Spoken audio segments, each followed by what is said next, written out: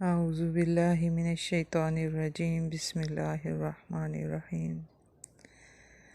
آج والدین کے ساتھ حسن سلوک کے حوالے سے کچھ گفتگو ہوگی۔ سورۃ النساء آیت 36 میں ارشاد باری تعالیٰ ہے وَاعْبُدُوا اللَّهَ وَلَا تُشْرِكُوا بِهِ شَيْئًا وَبِالْوَالِدَيْنِ إِحْسَانًا۔ تم اللہ کی عبادت کرو، اس کے ساتھ کسی کو شریک مت ٹھہراؤ اور والدین کے ساتھ نیک سلوک کرو۔ سورۃ الاسراء میں ارشاد فرمایا تیرے رب نے فیصلہ کر دیا ہے کہ عبادت صرف ایک رب کی کرو اور ماں باپ کے ساتھ اچھا سلوک کرو۔ اگر ان میں سے ایک یا دونوں ہی تمہاری موجودگی میں بڑھاپے کو پہنچ جائیں تو انہیں اف تک مت کہو اور نہ انہیں ڈانٹو، اور ان دونوں سے ادب کی بات کہو اور ان کے آگے عاجزی کے بازو جھکا دو نیاز مندی سے، اور ان کے لیے دعا کرو رب ارحمہما کما ربیانی صغیرا۔ اے رب ان پر رحم فرما جس طرح بچپن میں انہوں نے مجھے پالا۔ حضرت ابو عبد الرحمن بن عبداللہ بن مسعود رضی اللہ تعالیٰ عنہ سے روایت ہے کہ نبی صلی اللہ علیہ وسلم سے میں نے پوچھا کون سا عمل اللہ کو زیادہ محبوب ہے؟ آپ صلی اللہ علیہ وسلم نے فرمایا اپنے وقت پر نماز پڑھنا۔ میں نے کہا پھر کون سا؟ آپ صلی اللہ علیہ وسلم نے فرمایا والدین کے ساتھ نیکی کرنا۔ میں نے کہا پھر کون سا؟ فرمایا اللہ کے راستے میں جہاد کرنا۔ یہ حدیث صحیح بخاری اور مسلم میں آئی ہے۔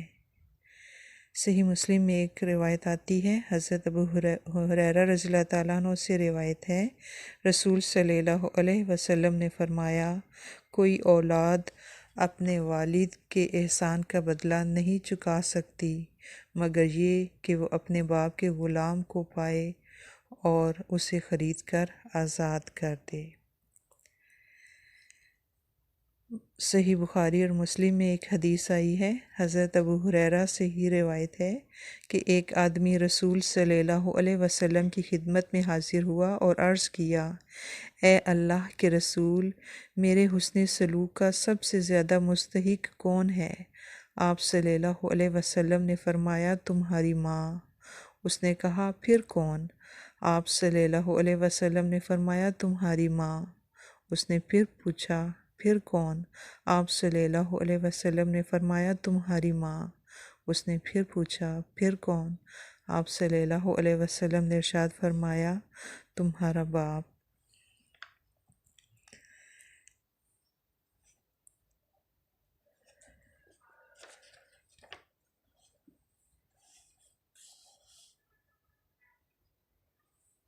حضرت عبداللہ بن عمر بن عاص رضی اللہ تعالیٰ عنہما روایت کرتے ہیں کہ ایک آدمی نبی صلی اللہ علیہ وسلم کے پاس آیا اور عرض کیا میں آپ صلی اللہ علیہ وسلم سے ہجرت اور جہاد پر بیعت کرتا ہوں اور اللہ سے اجر کا طالب ہوں۔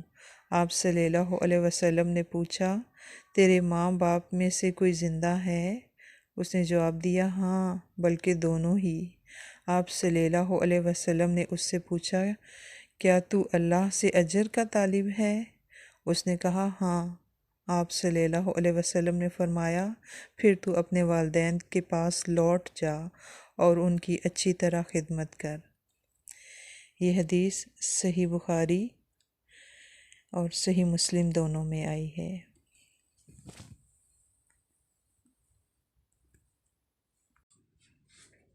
حضرت اسماء بنت ابی بکر صدیق رضی اللہ تعالیٰ عنہما روایت کرتی ہیں کہ میری ماں جب کہ وہ ابھی مشرکہ تھیں، رسول صلی اللہ علیہ وسلم اور مشرکین کے درمیان ہونے والی معاہدہ حدیبیہ کے دوران میرے پاس آئیں۔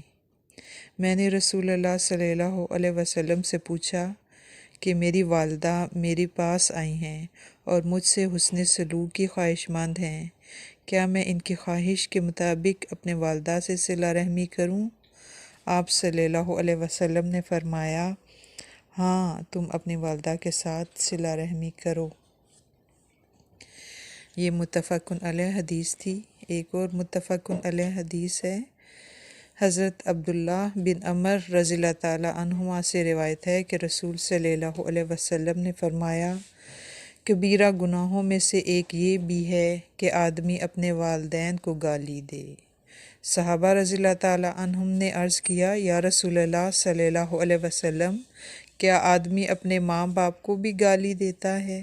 آپ صلی اللہ علیہ وسلم نے فرمایا، ہاں، ایک شخص کسی کے باپ کو گالی دیتا ہے، وہ پلٹ کر اس کے باپ کو گالی دیتا ہے، اس طرح وہ اس کی ماں کو گالی دیتا ہے اور وہ جواب میں اس کی ماں کو گالی دیتا ہے، یوں گویا وہ اپنے والدین کی گالی کا سبب بنا۔ آخر میں ایک حدیث ذکر کر کے معاملہ ختم کرتے ہیں۔ حضرت عبداللہ بن عمر رضی اللہ تعالیٰ عنہ نے ایک روایت کی ہے کہ ابن دینار ان سے روایت کرتے ہیں کہ ابن عمر جب مکہ جاتے تو ان کے پاس ایک گدھا ہوتا، جب وہ اونٹ کی سواری سے اکتا جاتے تو اس پر سوار ہو کر راحت حاصل کرتے، اور ایک امامہ ہوتا جسے وہ سر پر باندھ لیتے۔ اس دوران کہ ایک دن وہ اس گدھے پر سوار تھے، آپ کے پاس سے ایک دیہاتی گزرا۔ آپ نے اس سے پوچھا، کیا تو فلاں بن فلاں کا بیٹا نہیں ہے؟ اس نے جواب دیا، ہاں، کیوں نہیں؟ آپ صلی اللہ علیہ وسلم نے اسے وہ گدھا دے دیا اور فرمایا، اس پر سوار ہو جا، اور اسے امامہ بھی عنایت فرما دیا اور کہا کہ اس کے ساتھ اپنے سر کو باندھ لے۔ بس ابن عمر کے بعض ساتھیوں نے ان سے کہا، اللہ تعالیٰ آپ کو معاف فرمائے، آپ نے اس دیہاتی کو وہ گدھا بھی دے دیا ہے جس پر آپ دوران سفر آرام حاصل کرتے تھے، اور وہ امامہ بھی دے دیا جس کے ساتھ آپ اپنا سر باندھا کرتے تھے۔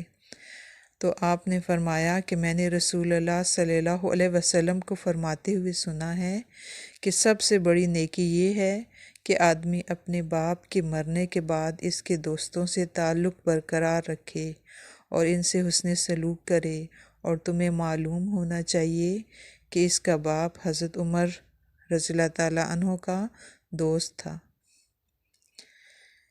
یہ روایت صحیح مسلم میں آئی ہے۔ وآخر دعوانا ان الحمد للہ رب العالمین۔ السلام علیکم ورحمۃ اللہ وبرکاتہ۔